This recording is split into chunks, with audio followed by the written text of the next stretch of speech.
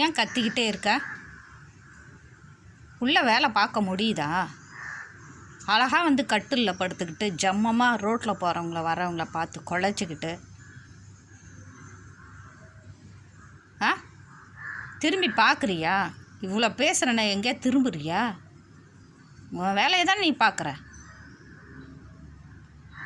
ஏண்டி பப்பு, அவனுக்கு திட்டினா அவ்வளோதான், சட்டை பண்ணுறதே கிடையாது.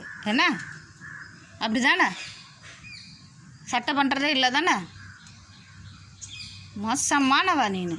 ஆமாம், இது எப்படி இருக்கிறான் பார்.